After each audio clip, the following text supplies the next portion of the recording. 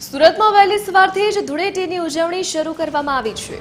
વિવિધ વિસ્તારોમાં હર્ષોલ્લાસથી રંગોત્સવની ઉજવણી કરવામાં આવી રહી છે। અઠવા ગેટ વિસ્તારમાં આવેલા એમટીબી કોલેજ પાસે ઉજવણી કરવામાં આવી।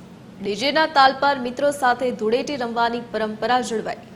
વર્ષોથી આ કોલેજના ગેટ પર ધૂળેટીની ઉજવણી કરવામાં આવે છે। ઉત્સાહ અને મસ્તી સાથે રંગોત્સવની ઉજવણી કરવામાં આવી રહી છે।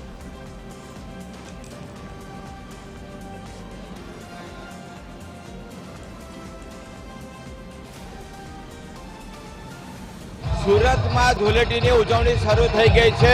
વહેલા સવારથી જ લોકો એકત્રિત થઈ રહ્યા છે। સુરતના આજે તમે દ્રશ્યો જોઈ રહ્યા છો તે અઠવાલાઇન્સ વિસ્તારના છે અને એમટીબી કોલેજ જે છે તે એમટીબી કોલેજના ઘણા સમયથી ગેટ ઉપર આ જ પ્રકારની ઉજવણી જે છે તે થતી હોય છે। મોટાભાગના આજે વ્યક્તિઓ છે તે વર્ષોથી અહીં એકત્રિત થાય છે। એમાં વર્ષો જૂની આ દોસ્તી છે અને ધૂળેટીના દિવસે જે છે તે એકત્રિત થતા હોય છે।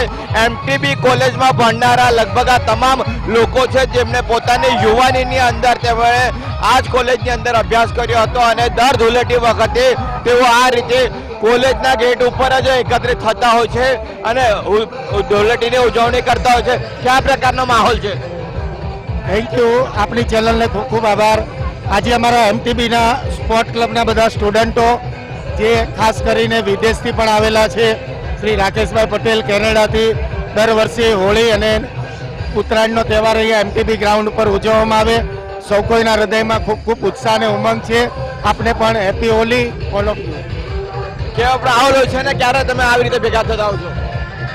અમે આમ તો રોજ ભેગા થઈ રહ્યા છીએ, પણ આજનો માહોલ એક અલગ છે અને આ ધૂળેટીનો તહેવાર એ એમટીબી ગ્રુપ માટે એક ખૂબ મહત્વનો તહેવાર અને સમસ્ત દેશમાં જેમ આનંદ ઉલ્લાસથી ઉજવાય તેમ અહીં એમટીબી પર અમે સૌ ગ્રુપ ભેગા થઈને આજે એક ખુશીથી આ ઉજવણી કરીએ છીએ અને નાસ્તા પાણી સાથે અમે એને એન્જોય કરીએ છીએ।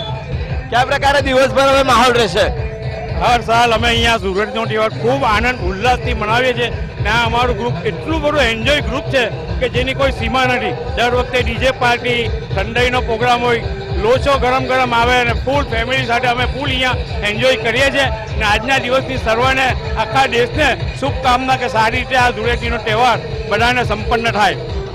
આ રીતે ધૂળેટીનો તહેવાર જે છે તે સુરતમાં ખાણીપીણી સાથે હર્ષો ઉલ્લાસથી ઉજવશે અને દિવસભર આ જ પ્રકારનો માહોલ જે છે તે સુરત શહેરમાં જોવા મળશે। કેમેરામેન જસ મિસ્ત્રી સાથે દેવેન ચિત્તે, TV13 સુરત।